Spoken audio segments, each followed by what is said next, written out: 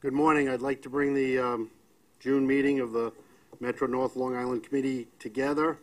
To start, before we start the formal program, I want to turn the microphone over to Pat Nowakowski for a very solemn occasion. Thank you, Mitch. And unfortunately, I bring news of the board today in case you missed it. We had a fallen colleague on the Long Island Railroad, Michael Olek, track foreman, was killed a week ago Saturday when he was struck by a train while performing work in the vicinity of our Queens Village station. The incident is being investigated by the National Transportation Safety Board and the Federal Railroad Administration, so I will not get into the details of what happened. But Michael worked for the Long Island Railroad for 17 years. Prior to that, he was a staff sergeant in the U.S. Marines, and he was a valued member of the track department of the Long Island Railroad. He is survived by two sons, Michael and Daniel, and by his mother, Patricia Link, and a brother, Kevin Link. Please join me in taking a moment of silence in memory of Michael Olek.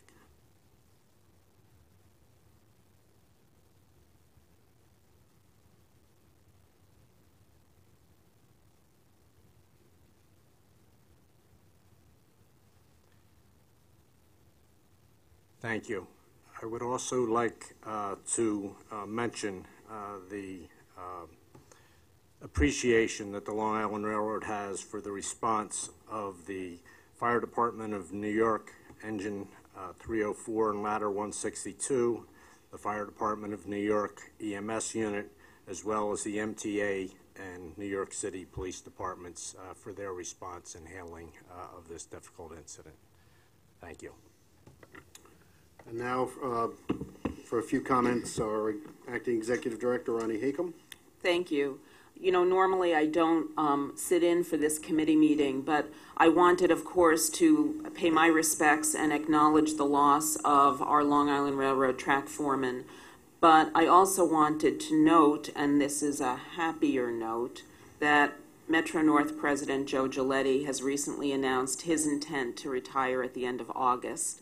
I think all of us have watched Joe and his senior team as they have truly changed the culture and the success of Metro North Railroad. And so this is only the beginning of what will be a series of accolades for Joe. But I did want to be in the room to note that. And Joe, you can't go one day sooner. I'm going to hold you to your comment that you said you would stay until the end of August. And then perhaps, you know, on a serious note, I wanted to affirmatively let the board know that our intent is to withhold any further payments to Amtrak and to be very clear with Amtrak that we expect their commitment to pay for what will be our costs over the next couple of months as we deal with the ramifications of their emergency construction work in Penn and how we are going to mitigate but incur expenses associated with those mitigation efforts and fully intend to have them pay those costs to the MTA. And I just wanted to be clear with the board right up front at this committee meeting that that's our intent. Thank you. Thank you. Thank you, Ronnie. Public comments?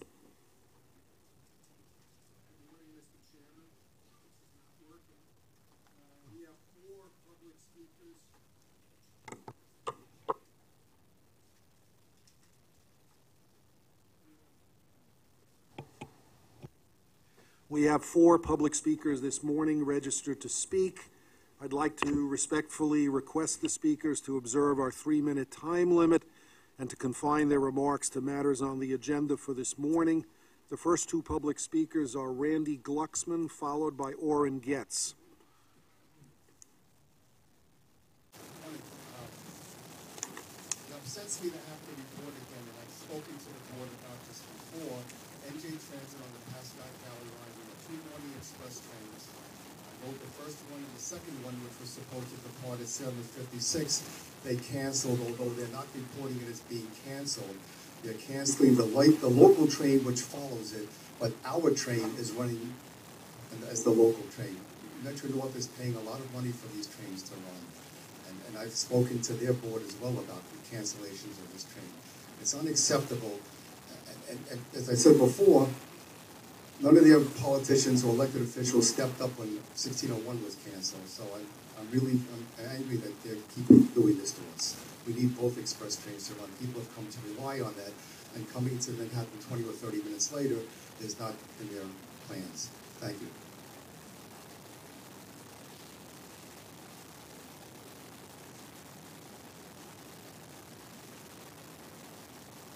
Good morning, my name is Ron Getz.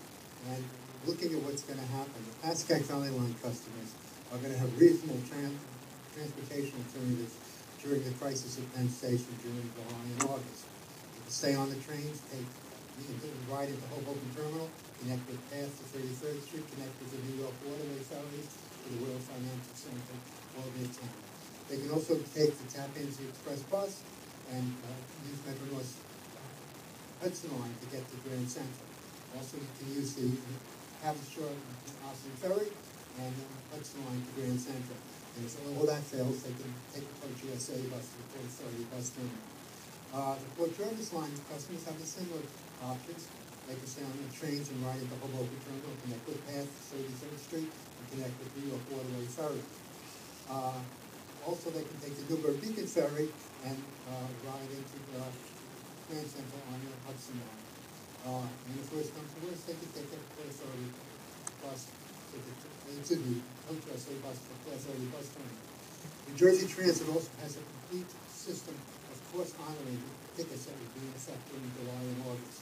New Jersey Transit is also discounting tickets for the Marching Essex Lines customers because these trains will be diverted to Hoboken during July and August instead of running into Penn Station, New York. This will provide capacity for the other lines to operate their trains into Penn Station, New York. The MTA is not offering any discounts, even though the service will be cut by about 20%. It kind of gives a feeling that the MTA doesn't care, and that's bad publicity. Also, the MTA is only allowing the Long Island Railroad customers to force honor tickets with MTA New York City Transit at select stations, and only for the AM rush hour. Really, it should be that the MTA should allow Long Island Railroad customers to transfer to all, to the MTA New York City Transit at all points, at all times during this crisis. And I would really say one final thing, and that is, I would suggest that the chairman and top management of the Long Island Railroad get copies of the June 17th edition of News and Notes from the Long Island LIRR today. The summer of hell impacted tens of thousands. It gives a complete analysis of what we're trying to do and what's wrong with it. And I think it's very important for you people to read that document. Thank you.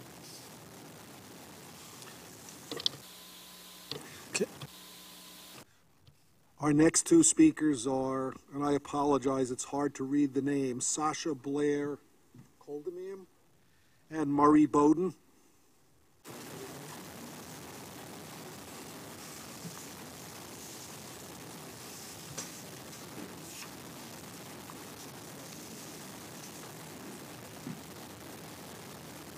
Hi. My name is Sasha Blair Goldenson. I'm a lifelong New Yorker, and I'm going to say thank you to the committee, Dr. Hickam, all of you for being here to listen, and I'm sorry to hear of your loss on this particular day. I'm actually here today as a Mets fan, and also a wheelchair tennis player that goes out on Sundays in the season, which is roughly November to last week, to the USTA to practice with my wheelchair tennis team. And we're out there every Sunday. We play indoors in the winter, which is nice. But how do we get there? That's why I'm here. We don't take the LIRR because the station is not wheelchair accessible. Some of you guys might not even know this. A lot of people don't know this. As a 40-year New York resident, and only an 8-year wheelchair user, I'll tell you I didn't know it either, because I used to always take the 7 train to the Mets game. Turns out there is not a working elevator there, and it's not that hard. Seriously, if you're at Flushing Meadow Park, you might see that Passarelli ramp leading up to the station and think, oh, this is probably wheelchair accessible. That's what I kind of thought if I ever thought about it. It's not. Why not? Because it doesn't have something like a 10-foot, 12-foot, 20-foot span of elevator there. Why not? Well, I'm going to read something to you that I have right here, which is a press release from September 4th, 2014, and entitled, or with the subtitle, "By 2016, travel to Mets games and U.S. Open will be easy for the mobility impaired." Quote, "The MTA and the LIRR are committed to doing our part so LIRR customers with disabilities can attend the U.S. Open, Mets games, and other special events at Flushing Meadow Park," said MTA Chair and CEO Thomas Pendergraft. September 2014 press release. I hope everybody's hearing that. That's nearly 3 years ago, guys. And let's think about what's there. Citi Field. $1 billion with a B. $1 billion is what it cost to put up that field in 2009. 2009. And right next door is the USTA, the US Open. This is an international event that happens every year. And it's really hard to explain to visitors to the city, especially visitors who come here in wheelchairs, why we haven't got it together to make that accessible. It's actually kind of inexcusable, and it's shameful, I would even say. Because what is there, those two places, and you know it's at the Rotunda at Citi Field, the Jackie Robinson Rotunda, and you know what's at the USTA, the Arthur Ashe Stadium. Two individuals who I think all represent the best of what we could be as a city, what we can be as a country. Let's bring people in. Let's be inclusive. Not just because it's nice and right, but it makes us a stronger country, a stronger city. And this isn't just a nice thing to do for people in wheelchairs. You're kidding yourselves if you think you're not going to need it eventually. Look around the room. There's some people getting older. We all get older, at best. You're going to need it. It just happened to me in a more quick and dramatic fashion than I would have expected. But people with strollers, people with luggage, these tourists that we want to come to our city, people who break their ankle and just happen to be on crutches.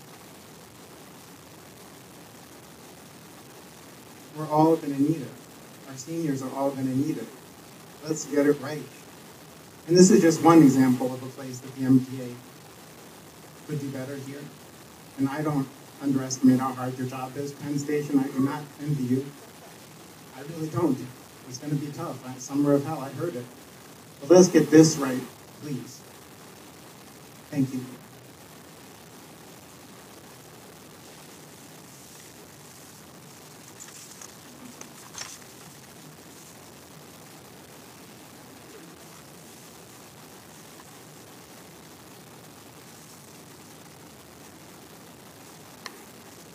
I have two items today.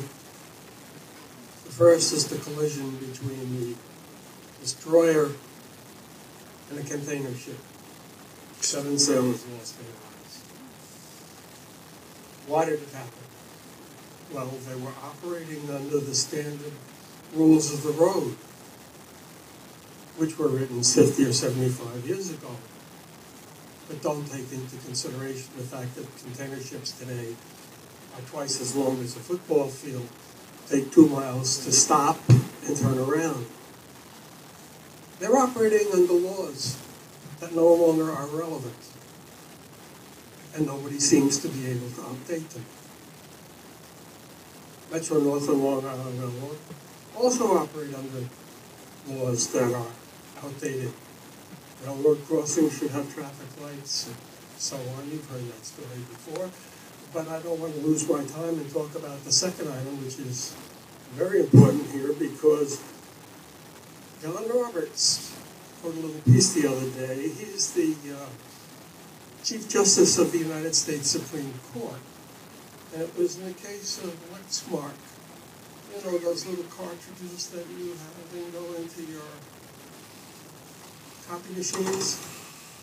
John Roberts said, you know, you buy it, it's yours. Do what you want with it. And that goes to sole source on railroad equipment. You've been buying the same things from the same companies he thought. They said you can't buy it from anybody else, but that's not true anymore.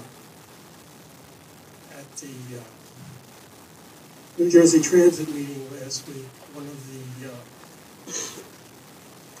operating engineers who's been around a long time, knew more about railroads than I lived on all my lifetime, described the fact that many major industries like Caterpillar and everyone else is now in the pocket of permitting other replacement parts to be used in their machinery without avoiding the warranty. The issue of sole source purchases by Metro North, Long Island Railroad, and the MTA needs to be reviewed.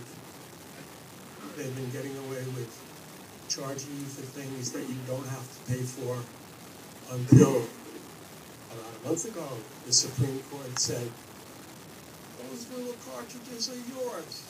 You can refill them at Costco at half the price. Every piece that you buy, your railroad cars, there'll be a whole new industry out there, remanufactured parts. Do it for cars. John Roberts said, you buy the car, you can fix it. You buy the railroad car, you can fix that one too.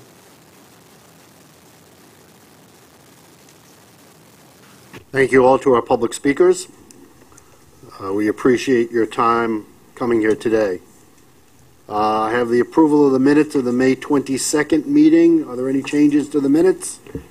If not, motion to approve. Second, so move. Minutes are approved.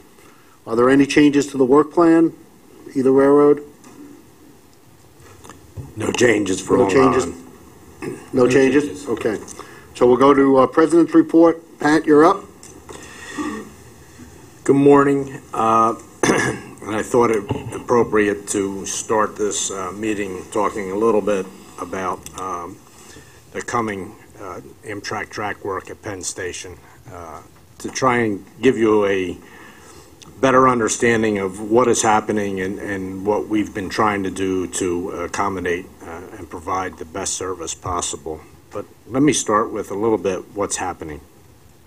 As you know, from all the reports that have been out there, the track work in Penn Station has fallen into a state of disrepair and needs to be addressed. Yes, it should have been addressed before now, but it has not, and we are where we are right now, and we can't have trains derailing in Penn Station because of the condition that exists there right now. The work that is planned this summer is largely associated with track work at the west end of Penn Station, and it will cause one of the station tracks to be closed because that track needs to be completely replaced.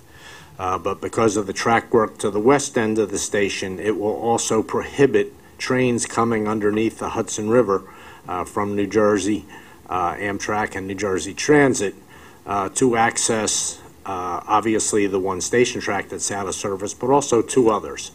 And all three of those tracks lie towards the center of Penn Station. The center of Penn Station is shared tracks. We are primarily on the north side, tracks that are higher track numbers.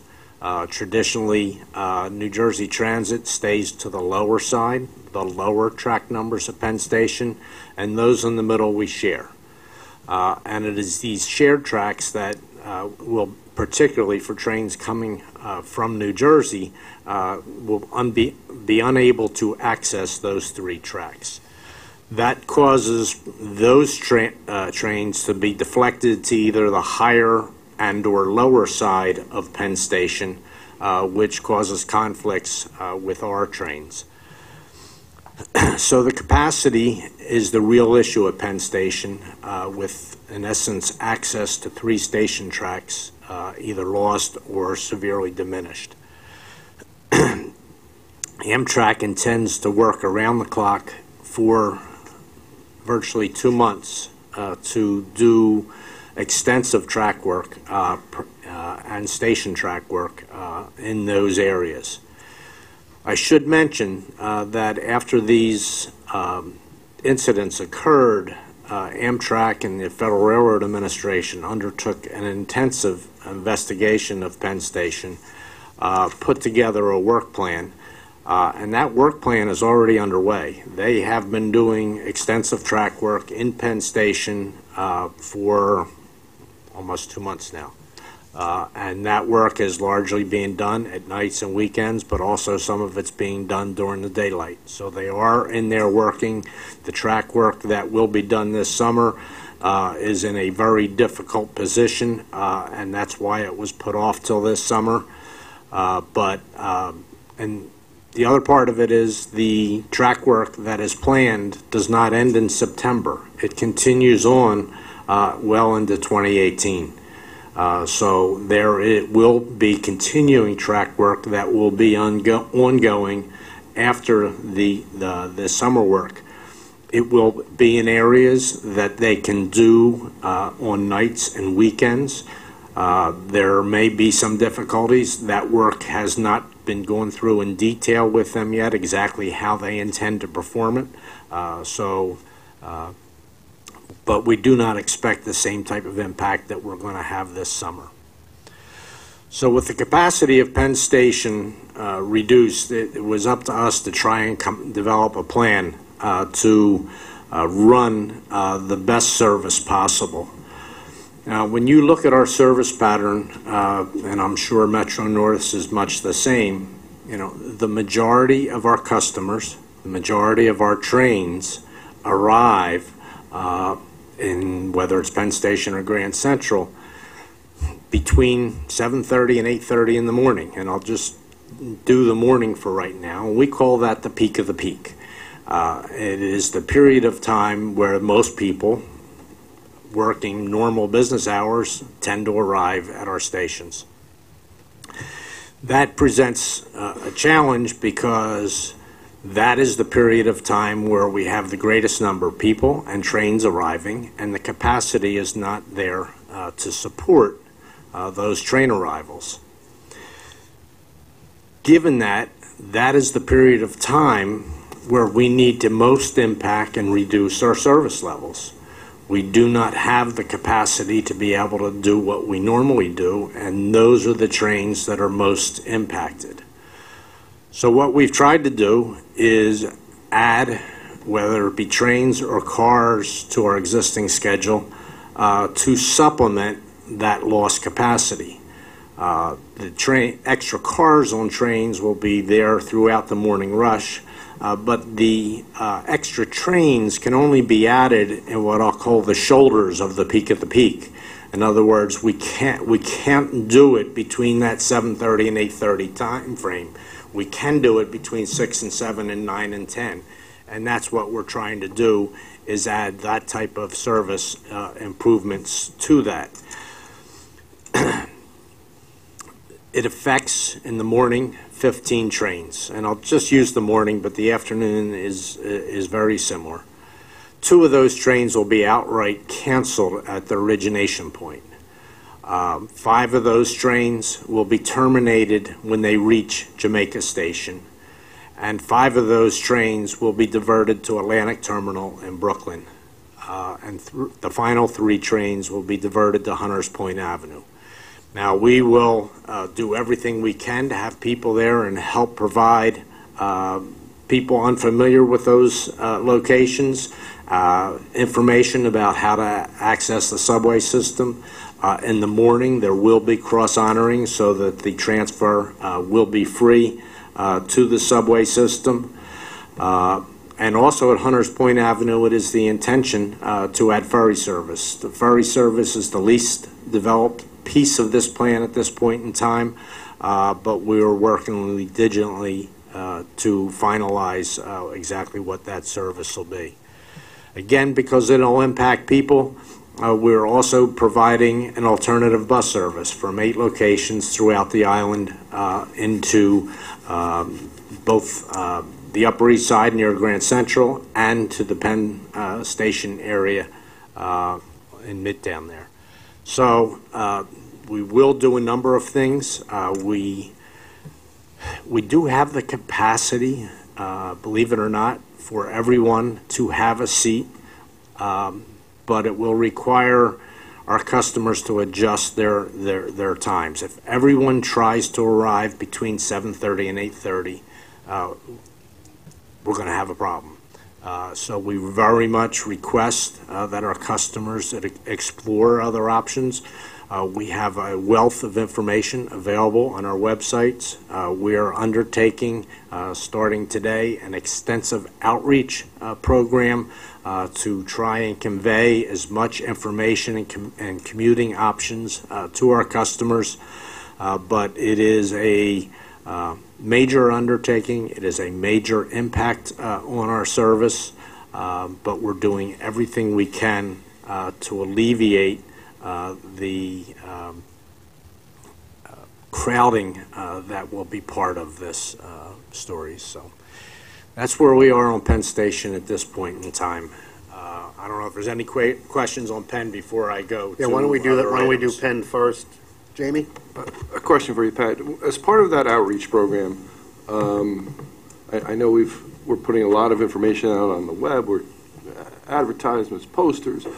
Do we have a people component? Are there people at the stations? Do we have any capacity, any capability to have some type of ambassadors at the stations to physically answer questions? Yeah, and we, part of that outreach campaign right now will be very much trying to describe people their alternatives, and we'll go through a variety of social media, seat drops, public service announcements, whether it be radio or TV or that type of stuff. All that stuff is about to unfold and be out there. So it will be an extensive outreach. But part of the dilemma will be we don't know what exactly what choice they will make. So we will need to be, as part of that public outreach, be out there at the stations, particularly when we start this effort, to try and provide that information, to see which trains become overcrowded and cannot have any more people board those trains, and they'll have to be expressed at that point in time. So we will very much be out there trying to monitor that. Again, I'll use Mitch as the example. He comes in at Ronkonkoma. Well, at Ronkonkoma, the train's not full. It's the end of the line.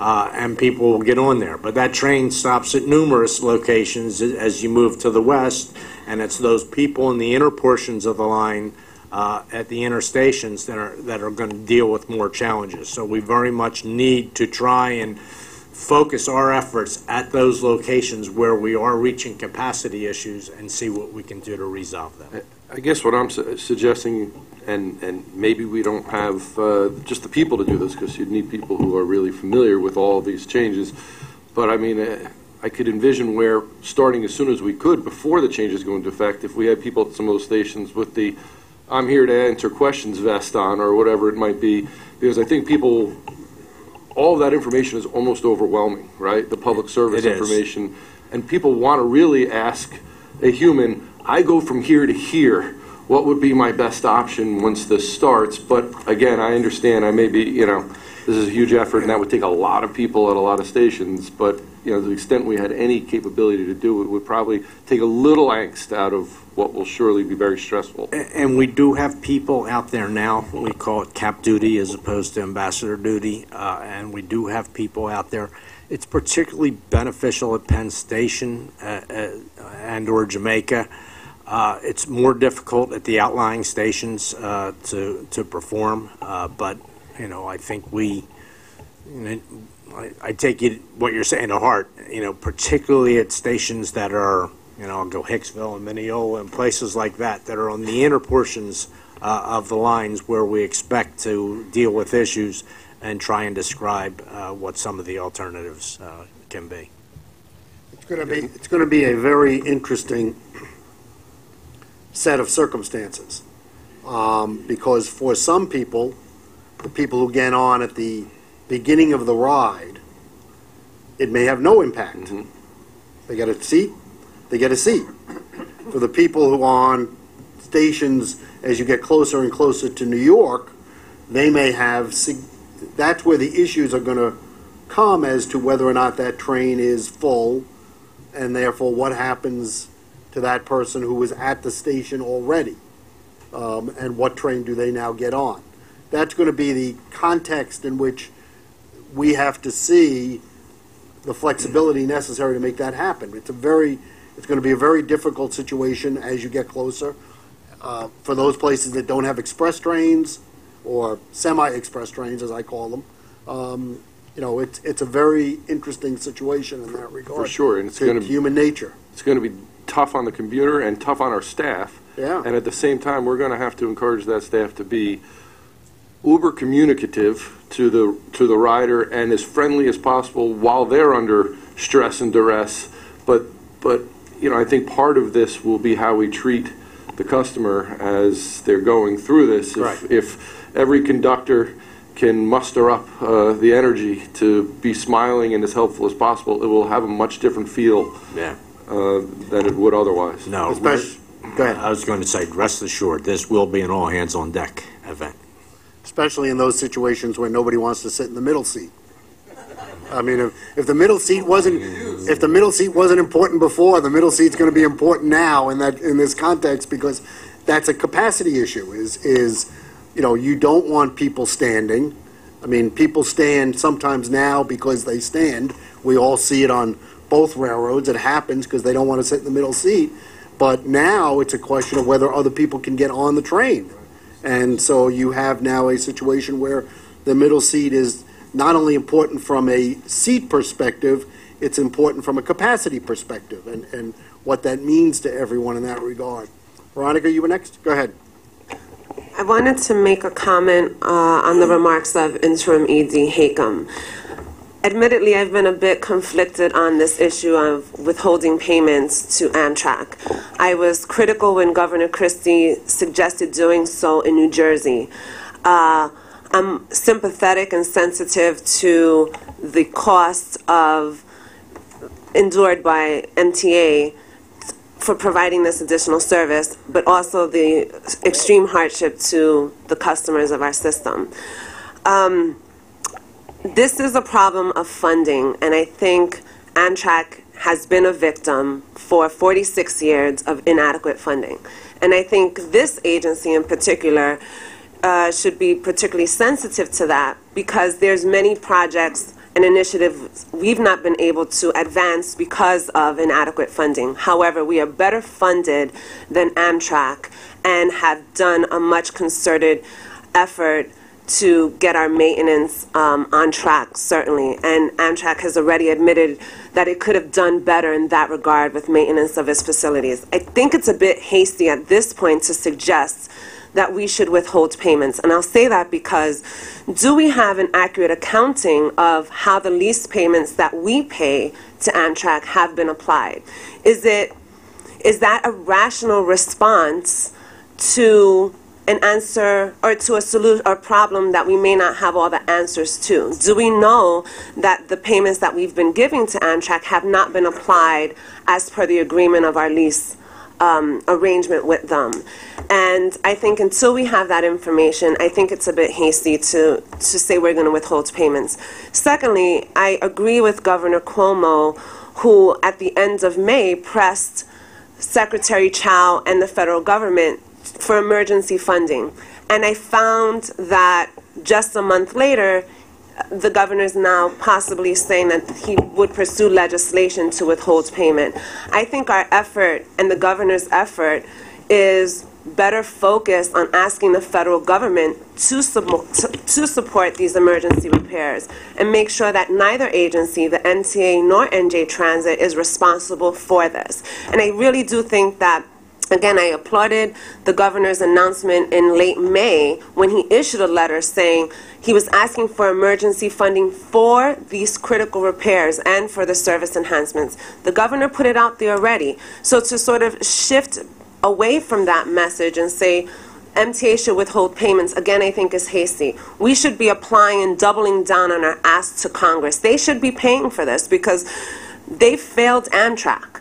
I've made a point before that in Amtrak's 46-year history, they have received less in funding from the federal government than 2 cycles of the MTA capital program over a 10-year period. That's a significant difference. So again, what I'm asking is for information and analysis on how our funding has been applied by Amtrak, and whether this is just a knee-jerk reaction right now. Perhaps we should get some more information before saying we're going to withhold payments. And then lastly, I do support the idea of discounts for LIRR riders. I'm supportive of it from NJ Transit. Though NJ Transit is absorbing the cost, I don't think, again, that MTA should absorb that cost. I think that the federal government should support both agencies to provide these discounts and pay for these service additions and pay for these repairs. Thank you. I don't think it's any question that, a number of us who have made it clear that a discounted fare in this situation is warranted, and I continue to believe that. It's obviously part of a larger discussion, as you made clear, in relation to Amtrak's funding, but it's, and Ronnie has indicated that, she is going to do an analysis of what happened to the payments we've made, not just this year's payments, but going back payments, because we've been paying Amtrak a lot of money for a lot of years in that regard, and have those funds been used for the appropriate purpose for which they were given to Amtrak.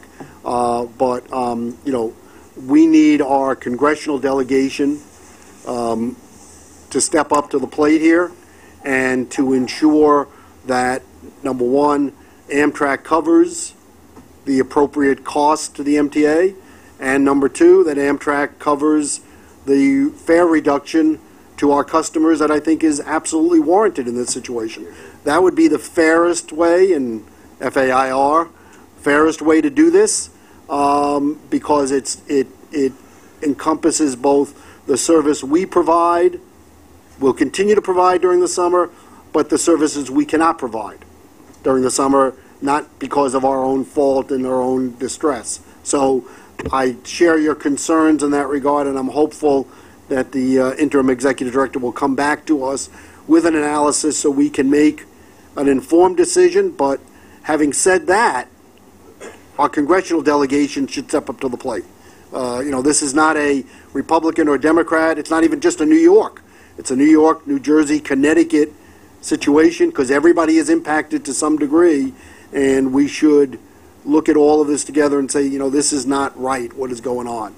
Let me go to Chuck first and then come back. Go ahead, Chuck. Mr. Chairman, I must take sharp issue with my colleagues' comments. And let me tell you why I take sharp issue. Based on one set of collected statistics to which Mr. Getz referred, 30,342 passengers will be directly affected in AM peak by the changes that have to be made, and that assumes maximum consists, which would require the Long Island Railroad to add 32 cars to 14 trains. 5,400 497 standees will now occur in these 2 months on 22 trains. And from East Williston alone, the 1501 departing at 7:26 will probably have 780 standees each and every day with a full 12-car consist. The peak riders, 32,724 passengers, will be adversely affected.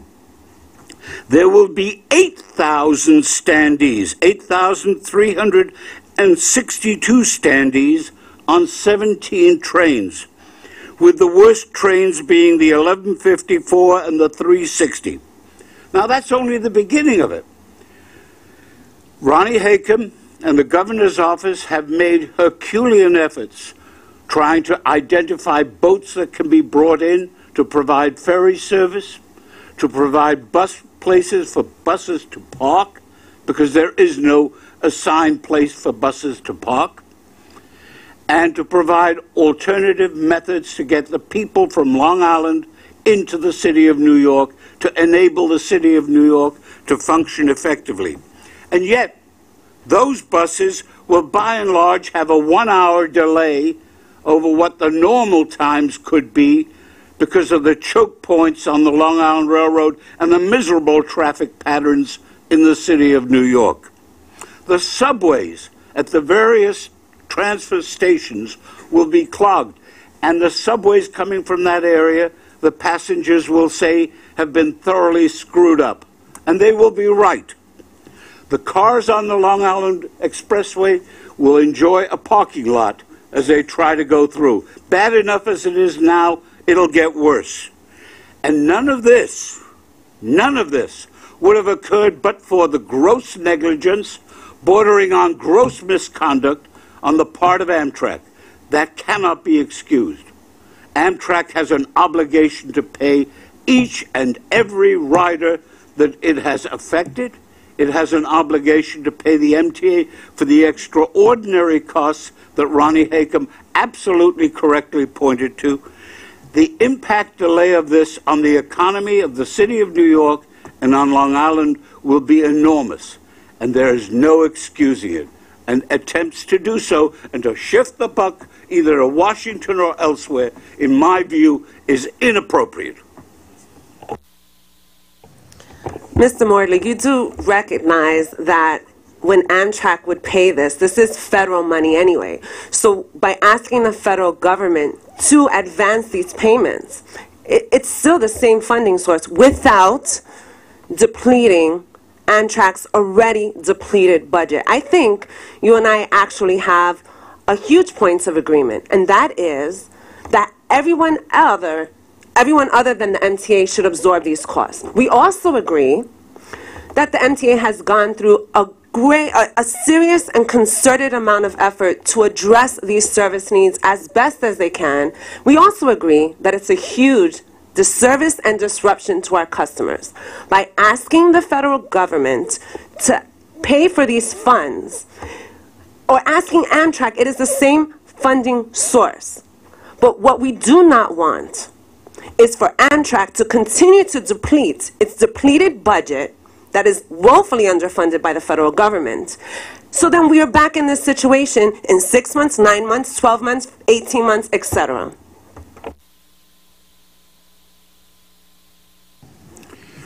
Amtrak has got a huge budget and has had so for years.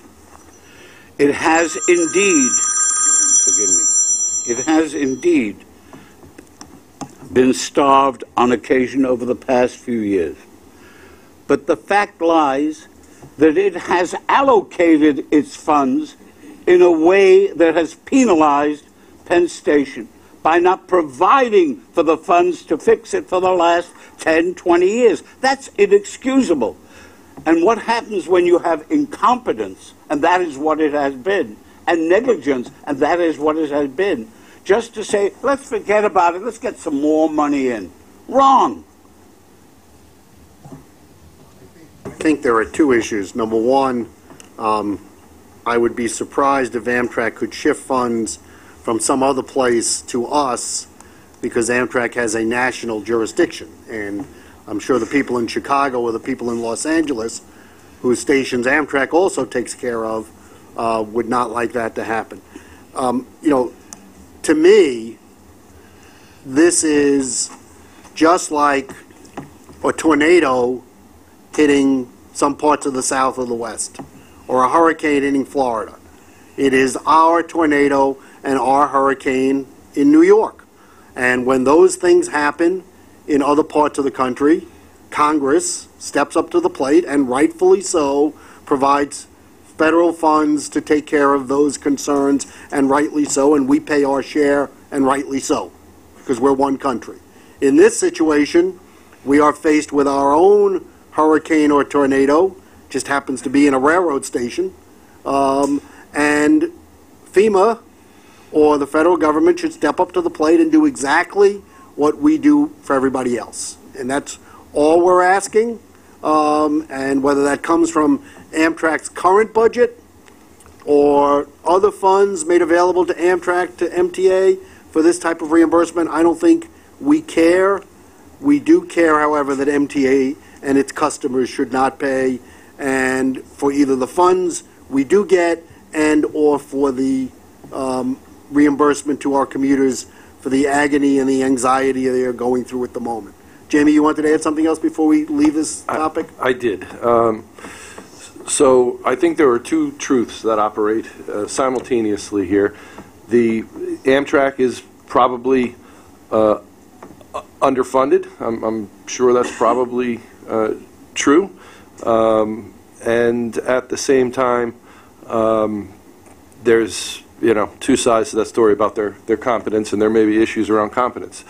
I think that withholding the payment, we can debate at this board or not, but it's an attention getter in the short term, right? There's a long-term accounting sort of component to that and where the money all falls. But in the short term, I think its purpose is to get the attention of Amtrak to the needs of our customers. And I, for myself, want to just encourage Pat to not, I'm sure you have a good working relationship with Amtrak, and at the end of the day, we need them to solve this problem. And acrimony will not, in fact, expedite the resolution. So to the extent that this body decides to withhold the money and the MTA withholds the money as an attention getter and we let that all settle out, I hope that that will live at this level, and that at the operational level, what we're doing is saying to Amtrak, tell us what we can do to help you to help us. And is there anything we can do to pitch in? Is there anything, because at the end of the day, I'd rather have it done quicker and not have the $50 million if that's the option, right? And if there was something we could do work-wise or effort-wise or contribution-wise to make that go faster, that's really the point. And I'm sure that's how you would operate, Pat, but I think it's an important point to be made. Chuck, I just want to respond to one thing you mentioned there in terms of capacity, okay? Believe me, we have gone through every train on our morning schedule and the PM schedule. We've evaluated the current ridership numbers as recently as done in the spring of this year. We know what the ridership is on each and every train. We have done assumptions that every train diverted to Atlantic Terminal and or Hunters Point will transfer onto Penn-bound trains at Jamaica, and we've evaluated the capacity on those trains, and we do have adequate capacity to handle all the people.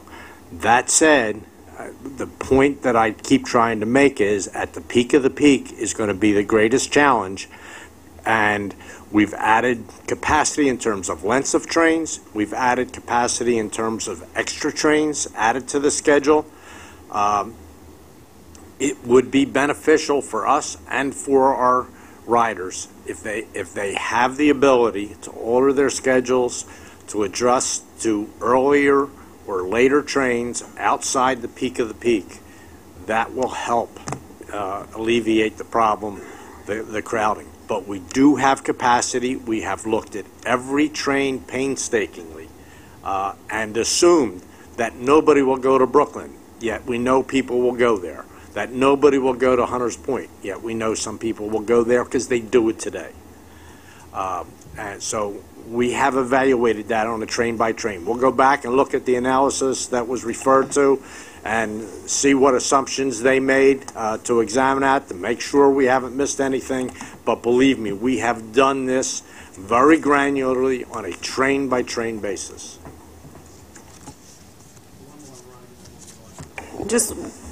Thank you. Just one final fact that I'd like to share. In Amtrak's 46-year history, the highest appropriation it has received from Congress is $1.7 billion, and that was 1999. I don't think anyone can rationally argue for a national agency that is $38 billion in capital backlog repairs and operates at several hundreds of millions of dollars in an operating deficit every year has a healthy budget.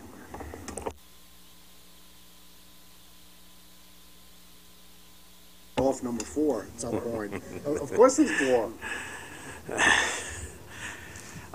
Just a couple comments that I want to make. One, as I think many of you know, the West End Concourse at Penn Station opened last Thursday.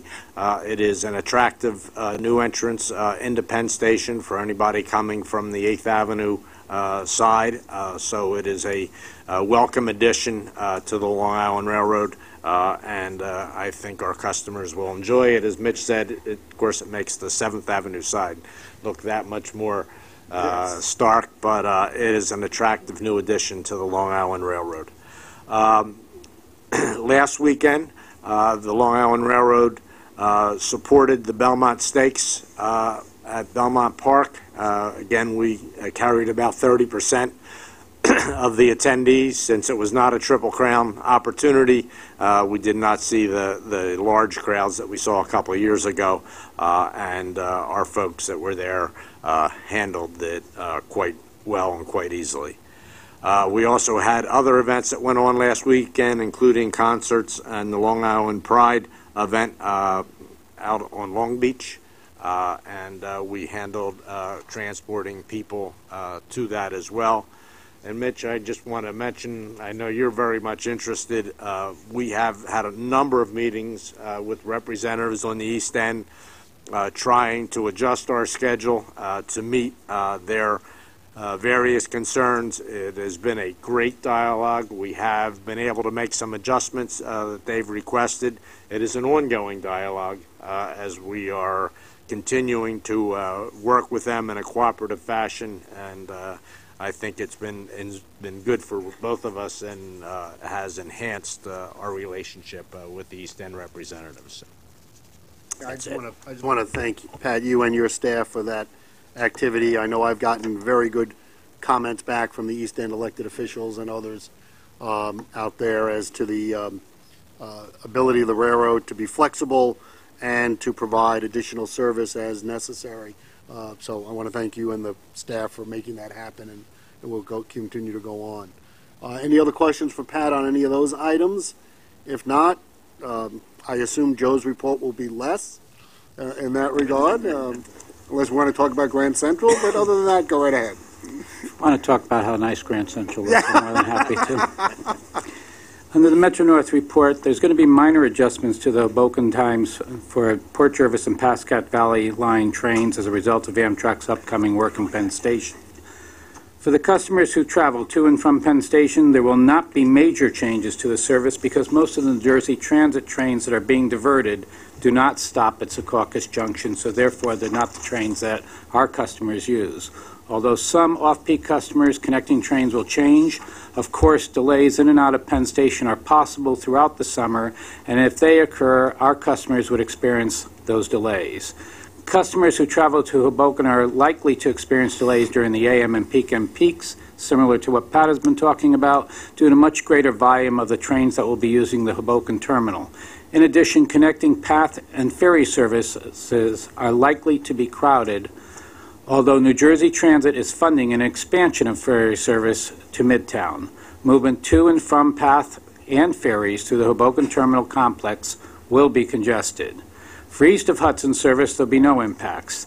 The 6 Amtrak trains that will be operating into and out of Grand Central Terminal will be integrated into our operation south of Spuyten Duyvil with little noticeable effect on Metro North service. Schedule details will be announced shortly.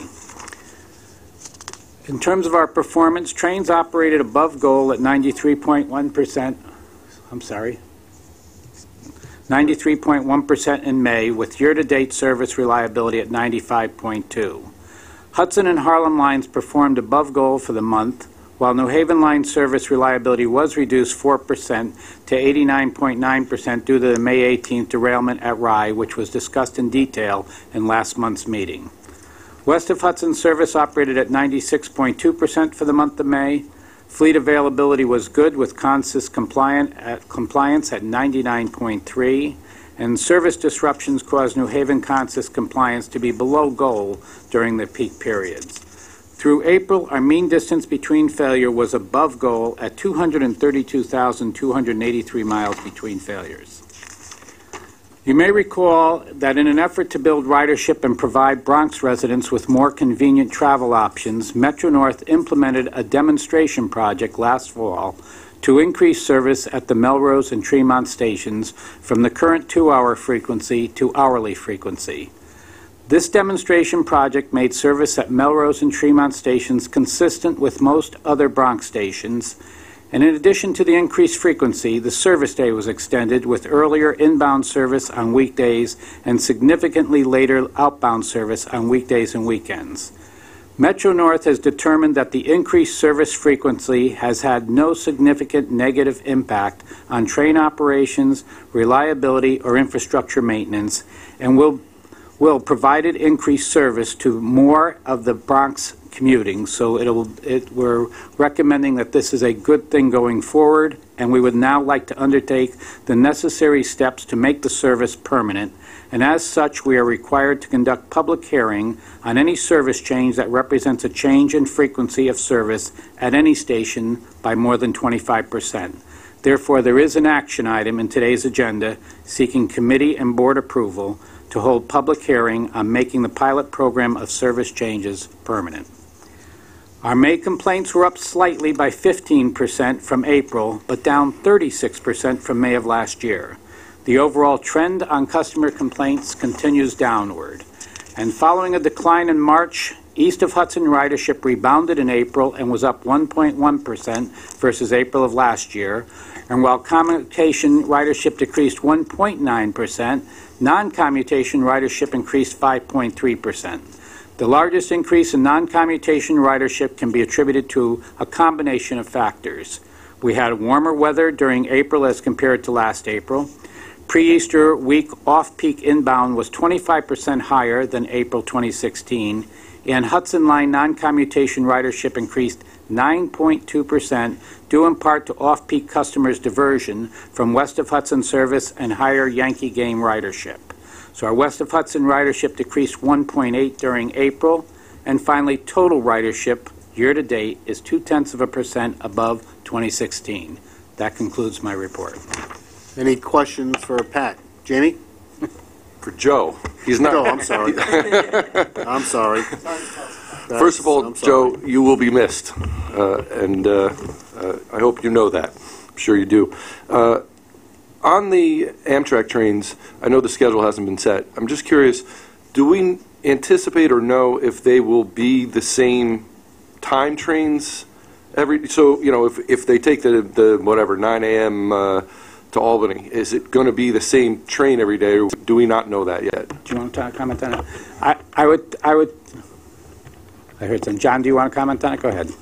Yeah, I'll take a quick shot at that. The 3 round trips of 6 trains we will be running will be operating typically on the same Amtrak schedule and have the same Amtrak train number. There is one train cycle that's being shifted by about a half an hour so it can slot into our service. But every day the trains will be departing at the same times and arriving at the same times with the same train numbers. Okay. And in GCT, the trains will be posted on our departure boards. Okay. And do we know when that will start?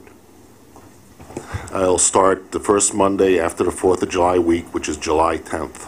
Okay. Great. Thank you. Personal. We all are. Chuck, did you have something you wanted to add? Joe, not only will you be sorely missed, but more importantly, people ought to recognize your spectacular service, what you have done for Metro North, and Metro North and its riders owe you a deep, deep debt of gratitude. And lastly, you were right and I was wrong on how to deal with it. I have two questions, if I may. On the issue of people going over the crossings and through the gates, when we issue summonses, are those returnable in the local criminal courts, or are they returnable in, this is in the safety report on page 37? We're gonna get to the safety report in a minute. Just hold that. All right. 1 second. Just hold that 1 second. Second thing is, I'd We'll like get to to that. congratulate you on making permanent the Bronx changes. We can use all the service we can get. You know, I'm expecting, Chair Ferrer to have a comment on this, because believe me, there was an awful lot of I would say, suggestion and push on that end. And the fact that he had turned and said that in the past it was discussed that it would have such negative impacts, we have been able to make that happen. And I do intend to be here for at least one more board meeting, so I'm going to hold off on some comments, but I also want to say you cannot do what is done here without having a great team, and I have a fantastic team, and I'll be more than happy to discuss that in future conversations. Thank you, though. Veronica, go ahead. We have one more month to provide many, many more accolades. So I'm waiting to July. But I do want to just express my appreciation for increasing service to Melrose and those communities. I travel to Melrose a lot, actually, and it would be nice to take Metro North there. But I can't because of I can't during certain times of the day because of the schedule. So I was particularly excited, and have also talked to a lot of my community partners that are based in that area, and they're very excited with the increased service too. So I just want to state that publicly. Thank you. There's nothing like additional service both to Melrose and Tremont and the east end of Suffolk County at the same time. They work together perfectly in that regard. My apologies. Let's go back and do the Long Island Railroad safety report, and then we'll do Metro North safety report, and then we'll go from there. Go ahead. Good morning. We're reporting on our period of performance ending April of 2017, and that can be found on your books on page 107. Our FRA reportable customer injury rate remains lower than the previous two prior periods at the same time, and our MTA police partnership, community outreach and education, reached over 34,000 participants, and I'd be happy to answer any questions that you may have. Any questions on the? Go ahead, Chuck. Now, go ahead.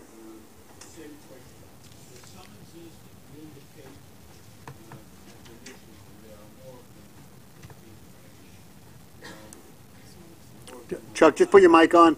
Put your microphone on, Chuck. I apologize. Go ahead. I'm Thank sorry. You. Go ahead.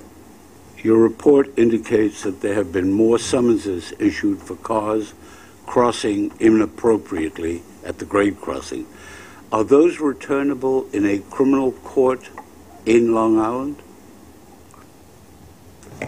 So I would defer to Chief Monahan on that. Go ahead, Chief.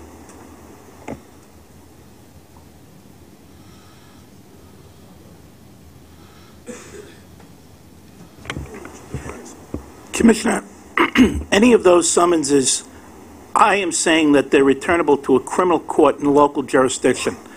There is a possibility that I'm wrong on that. If I am so, I'll let you know within probably 10 minutes. So may I ask, I have a call out for help. May I ask you if you have available to you by the next meeting or the meeting thereafter the following statistics? Where you issue those summonses, to what extent are the people served responding to them by appearance rather than ignoring them? We've had some very disturbing statistics out of transit, which we will address there. But I'd like to know what the situation is with the areas serviced by the MTA police. Yes, these summonses are not adjudicated by the Transit Adjudication Bureau, so I suspect we'll have a different statistic. That's what I'd like to hear. I believe they are in district court in Nassau and Suffolk counties, which is the lowest aspect of which has criminal jurisdiction. I believe that's where they go. So notwithstanding that, Chuck, there should be some statistics from the court system as to their disposition, which is really what you want to have. And hopefully we'll be able to get that from them. That is my belief also. Yes. Either the county courts or the village courts in Metro North. Thank you. Okay, thank you. Metro North? Good morning. The safety report can be found on page 37. The customer accident rate is down nearly 14% versus the previous 12 months. The employee lost time injury rate is up 11% versus the previous 12 months. Our community outreach program TRACS reached over 2,000 individuals in April, bringing the total for the year to 23,000. And on Friday, June 2nd, we participated in International Level Crossing Awareness Day. We handed out brochures at 8 crossings in New York, including west of Hudson and Connecticut, to over 2,700 individuals. And finally, on Wednesday, June 7th, we held our second quarter safety focus day where we discussed various topics, including job safety briefings, reporting of safety concerns, and personal protective equipment. That concludes the safety report. I'm happy to answer any questions. Any questions on the and Metro North safety report? If not, we'll move on to capital construction. And welcome. Mr. Chairman, members of the board, I'm Jano Lieber. I joined a couple of weeks ago as new Chief Development Officer, a newly created position that includes both capital construction, oversight of the real estate department, and some other functions.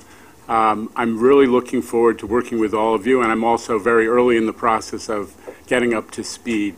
So I'm going to ask my colleague, Mr. Goodrich, to report on the East Side Access Program, but I will be reaching out to each of you to talk a little about your concerns and about what my department, in its newly expanded role, will be doing on behalf of the board and the agency. Bill Goodrich. Thank you. Just briefly, we'll talk more at the CPOC committee on overall progress on East Side Access. But as has been mentioned with the upcoming work at Penn Station scheduled, we do expect it's going to impact our ability with Long Island Railroad to perform some of the critical signal testing that we had scheduled for this same period, July and August. It may potentially affect our ability to cut over scheduled CIL signal huts in 2018.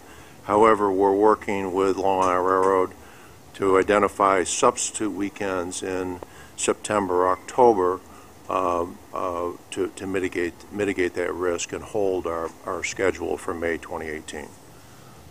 In some of the other work in Manhattan, concourse and facilities fit-out contract, which we've discussed quite a bit as far as a delay with structural steel.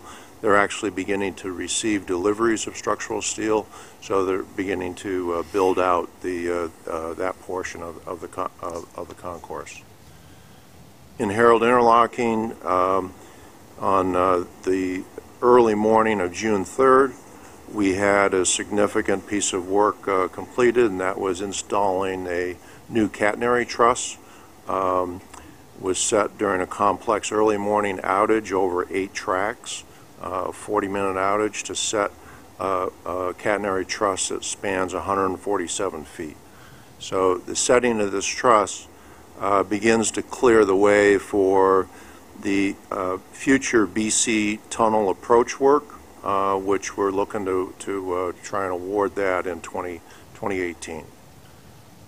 In addition, our Tunnel A approach contract, which was awarded earlier this year, has now begun work, and they've begun excavation for the box and approach structure to daylight the Tunnel A previously completed.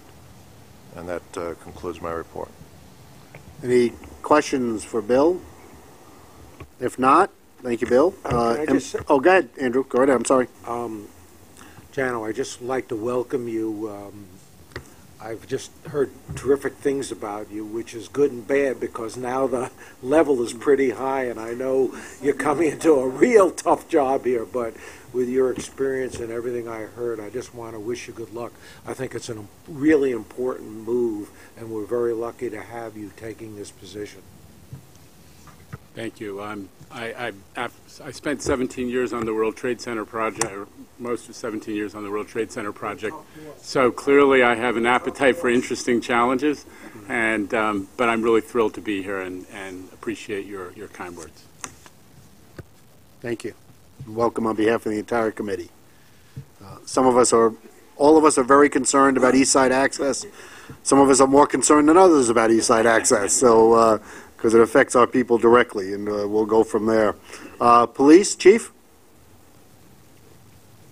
Police report? Good morning. System-wide for the month of May, total major felonies were down by 1. That's 28 versus 29, 3% down. Now, year-to-date, there were 108 crimes versus 121 crimes, down 13 or 11%. The Long Island Railroad experienced a reduction in major felonies of 23% in the month of May. That's 10 versus 13. In year-to-date, Long Island Railroad is down by 3 crimes, or 49 versus 52, reduction of 6%. Metro North Railroad experienced an increase of 2 major felonies for the month of May, 18 versus 16. And year-to-date, Metro North is down 4 crimes, or 57 versus 61, down 7%. This concludes my report. Chief, in both instances, grand larceny is obviously the largest component of the reporting categories. Could you just give us quickly an idea of what that encompasses? Certainly. From the reporting perspective? Because in both situations it's over 50%, and in one situation it's almost 60% of all the crimes. Let me give you an overview of the grand larcenies. Now, for the month of May, both railroads are up by 6 grand larceny incidents. And if you look at the types of crimes the grand larcenies make up, most of the incidents are unattended property. Certainly, items such as bags, wallets. If we look for the month of May, they occurred, 3 of them occurred in the dining concourse, 2 are from auto, 2 are from the main concourse at Grand Central. We have 4 that occurred on train, and those are bags that were left unattended, either in a bathroom or on a seat. So, again, unattended makes up 15 of the 19 crimes. So it's a story of leaving items either away from the passenger on a seat or in the bathroom. So those situations are entirely preventable. Absolutely. Don't leave your baggage unattended, and you don't become a statistic in that regard. In reality, that's what is happening. That's correct. Okay. Veronica? Chief, a comment and question. In previous committees, it's been raised about the security concerns at 125th Harlem. Particularly Commissioner Saul has raised that issue. And I just want to acknowledge that I have noticed increased police presence there when I've used that station more often. So I want to thank you and the team for doing that. My second question is, for the New York City Transit Police report, they are now breaking down hate crimes as per the recommendation of the New York City Transit Committee. Is there discussion or an intention to do so for these crime statistics also? Well, we do an analysis on the hate crimes every month. Our hate crimes by far are graffiti-type incidents. I have those numbers and statistics, if you'd like, in future meetings. Andrew? Chief, I don't want to bring this up again, but I do agree with Veronica. I've heard that the police presence, and I thank you very much, on 125th Street is far superior to what it was. The problem is, I was up there, and I don't know that, I understand it's not your jurisdiction, but maybe something can be done. That thing looks so terrible outside the station. Not within the Metro North facility itself, but outside the station, the sidewalks, the streets. I mean, it's a real huge, disgusting mess. And for riders to come in and to use our facility, it does reflect, even though it's not a direct responsibility on the MTA. And I was wondering if there's anything in working with the city we can do to clean it up. It's strewn with trash. I saw it last night. It's really bad. It is an ongoing challenge. I was over there Friday afternoon. What did you think when you saw it outside? I mean, you know, on the sidewalks on Park Avenue. Yeah, our challenge is to collaboratively work with the precinct, the local precinct, and also our partners across the street in the various homeless facilities. So our officers don't stop at the door. Our officers do go out on the sidewalk. The cabs don't alleviate that problem at all. They do enforcement with the cabs, and it is a challenge that we're committed to addressing. But can we do something? Is it possible to do something about the trash and the rubbish that's strewn all over the place there? I mean, I don't know who's. I mean, it's a city responsibility, but is there anything we can do to see if we can get the place cleaned up? There certainly is, and I will. I'll address it with our partners in the city and private entities, right in that area. Thanks, Chief, because it does reflect on our operations. Certainly. No, thank you. Susan, you want to add, Susan? I see that our statistics on drug offenses mirror what we're seeing in the greater society, in that we've doubled the number from last year. Are we prepared to deal with drug overdose in our system? We are. Those drug offense arrests, I believe it was 44, which is a huge increase from the year before, do indicate the national trend as far as the opioids and certainly heroin. We do look at those types of arrests. If you look at year to date, with the 44 arrests, 19 of them involved marijuana, 11 of them involved cocaine, and this is a new phenomenon. 9 of them involved heroin, 3 Xanax. There was actually 1 for LSD and 1 for Percocet. So this is a problem that we are dealing with. We have, as of today, we've rescued or brought back to life 50 victims of overdose through the use of Narcan. All of our officers have the antidote, and again, that's 50 lives that we've brought back that would have otherwise OD'd. So that is, again, part of the challenge up at 125 Street. Chuck? Would it be appropriate for your folks to take a look at the area under the viaduct at 125th Street down to 118th to make sure that we're not going to have more problems with fires and the like? Yes, sir, it would be. We will take care of that. Okay. Action items. The Long Island Railroad has an action item, amendment to Gateway, page 49. Pat? Yes, in 2013, the Long Island Board approved an agreement with Amtrak for the construction of the Gateway Tunnel beneath our West Side Yard shop. And it involved the reconstruction, or the taking out of service initially, and then a reconstruction of our shop. That was amended in 2015 because one of the items that was affected was the wheel trilling machine that's there in the shop. And it was decided not to put back the old wheel trilling machine, but rather to purchase and install a new wheel trilling machine. This is a second amendment to that agreement that will allow us to pay for the cost. The new wheel trilling machine needs different structural supports than what the original machine had anticipated.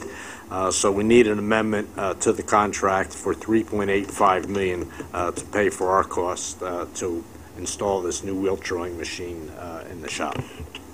Any questions for Pat on the item? If not, I'll make a motion to approve. Second? All in favor? Aye? Okay. Metro North action item. Joe? As I've already presented, I need an action item so that we can have the public hearing. This is public hearing on Melrose and Tremont. Any questions for Joe on this? Chuck, you want to make the motion to approve? I'll second. All in favor? Aye. Good. We'll second it in anybody who uses the station. Information items. M9 procurement on page 54. The M9 procurement's in the book, and we'll be happy to take any questions. Any questions on M9?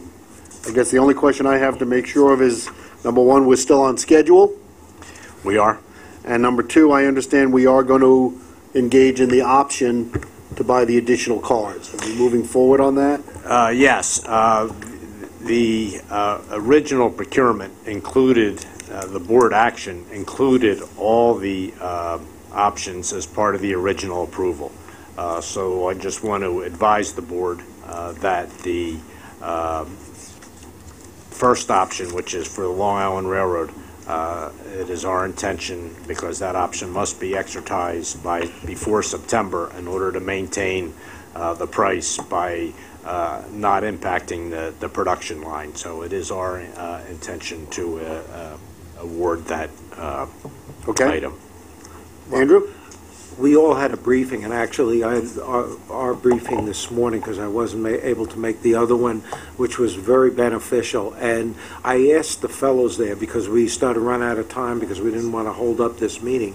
I know you're going to exercise the M9, and it makes sense based on what I said, but I asked for some more information because we ran out of time and it was very confusing at the end, but it looks like it's a very good deal for us to pick up the 9s and well priced. The question I had, and there's where we ran out of time and where we got into this big discussion last time, was the M8 procurement, which is the complex cars, I understand, for the New Haven. And I would like to understand and have some more detail on that and how that applies to the 9, because the 9 was very well priced, I believe, but the 8, in my opinion, wasn't. And that's where the confusion came in. So the conversation wasn't finished, Joe, and maybe we could get maybe it was in the big briefing, I don't know, but in this one we ran out of time, and I'd like to get some more detail. But as far as I'm concerned, I think it is good, as you guys said, to pick the 9 up. Makes a lot of sense, the option. But if you could go through this and provide some details here, maybe before the next meeting or at the next meeting, it would be worthwhile. Oh, good? Could you put it on the agenda for the July meeting so we could get a discussion? I think it'd be worthwhile for everybody here to really have some detail on the 8 and the 9 and the differences in the option prices. You know. Right. You're good? You'll take care of that? I will. Okay. Page 63 is status report on PTC, which I also understand is going to be done at CPOC today. Yes, that'll be available at a presentation will be given at CPOC. Okay. Are there any questions on the report at all, other than the CPOC? All I'll say, sir, is that I will hold comments until that discussion, but I would like to have a very vibrant discussion about PTC at that moment, because I think this report and that written by the IEC demand a discussion of it. Yep. Okay. Long Island Railroad information. Long Island Railroad information items. Suffolk summer track work, page 79. Summer track work, obviously they're in the book. It's 2 major items, and one I want to point out, given our Penn Station. One is a mechanized tie job, and it is an effort to keep the Long Island Railroad track work in a state of good repair. The second one, Mitch, is to move forward with the double track project. Yep. So I know that's important to Ronkonkoma riders. That's for sure. Any questions on any of those items? If not, Metro North. Mitch? Oh, Chuck, go ahead. I'm sorry. I apologize. By way of just a question, I notice on page 99 on the report for delays, it'll take you back to your operating report. you have a very significant increase in the number of engineering unscheduled delays. Could you tell us why that happened? Scheduled items like this mechanized track work are planned work. Unscheduled items are failures of the infrastructure, whether it be an insulated joint failure or a grade crossing event, are reported as unplanned events. But this is a 3- or 4-fold increase, and I'm wondering, was there anything that caused that? Off the top of my head, Chuck, I'll have to get back to you. Will you? Yeah. Thanks. You got some? Possibly I could give you some information. We had about 482 additional delays over last year at the same time period. But out of that additional increase in delays, about 320 of them were really from two instances. And that was when we had our derailment in Jamaica, and we had the collision of our track equipment, made up over 321 of those delays.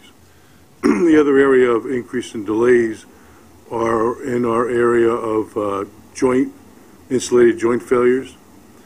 Although our insulated joint failures are down from the same period last year, the delay we incurred because of the location of the failure doubled from previous years. So we had less failures, but increased in the number of delays in those situations. And we had additional broken rails over the previous years. They were the main areas of increases. Okay. Metro North has 2 information items. Yes, both of our information items are real estate items, and you'll see that one of them was to deal with the Phillipstown Depot Theater, and the other one is the conversation we had about the town of Fishkill and the adjacent to the Breakneck Ridge Park. Any questions on either of those 2 items? Neil? Thank you, Mr. Chair. We had a very vibrant discussion earlier today, which was not about necessarily Amtrak, but really about how upset our riders will be.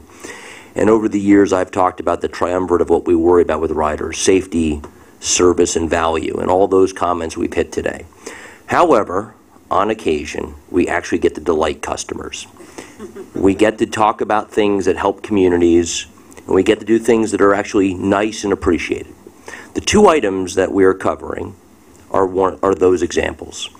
The first, in the town of Phillipstown, in the great county of Putnam, a tiny little town of 10,000 people, we have the tiny Garrison Depot Theater, which is the home of former Governor George Pataki, who lives literally right above the station.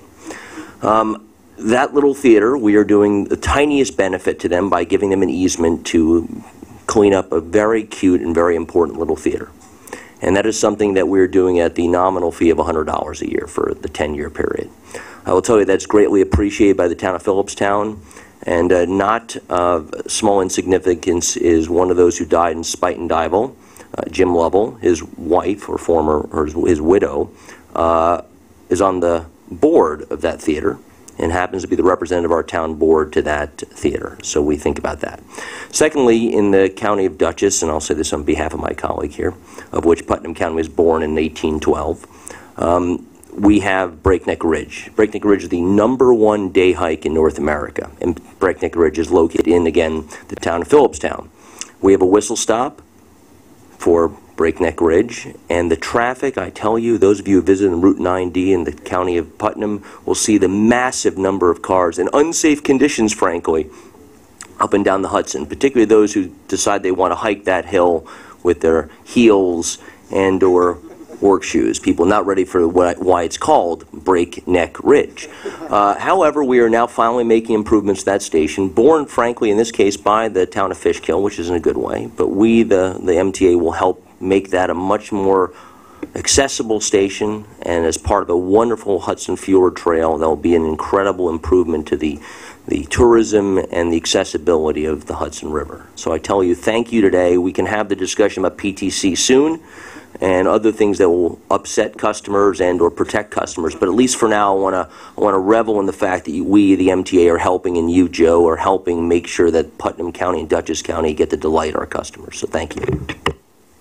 And Jamie? Layering into that, Joe, I spoke to the folks from Fishkill this morning and from the county, and they are incredibly appreciative and excited that this is on the agenda today. So thank you very much to you and the whole team who pushed this through. Yes, I can imagine. Well, I'm glad to know that we'll be there until the year 2274. Neil may be the only person still here at the board meeting to enable us to do that, but I'm glad to see we're taking the long-term view of the situation in that regard. Okay, procurements. We only have capital construction. David. Good morning. Capital construction procurement package this month consists of 3 items totaling $4 million and begins on page 88. There are no non-competitive items. There are 2 competitive items.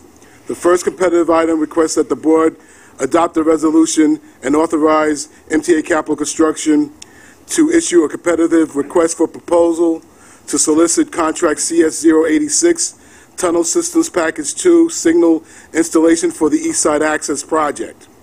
The second competitive item requests board approval to award 4 competitively solicited and negotiated contracts to provide independent testing and laboratory services on an as-needed basis to support MTA-CC construction contracts for an aggregate not-to-exceed amount of $3 million and for a duration of 5 years. These items are submitted for your consideration and vote. Any questions on either of these 2 competitive items? If not, I'll make a motion to approve. Second. All in favor? Aye. Ratifications? There is 1 ratification item this month.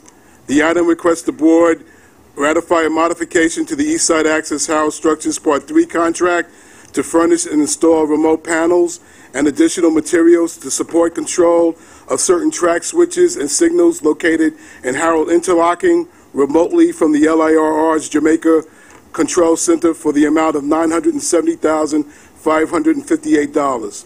This item is submitted for your consideration and vote. Any questions on this item? If not, I'll make a motion to approve. Second. All in favor? Aye. That concludes our package this month. There are Long Island Railroad and Metro North operations reports in the book. Are there any questions on any of the operations reports? If not, I'll make a motion to adjourn. Second. All in favor? Thank you all very much.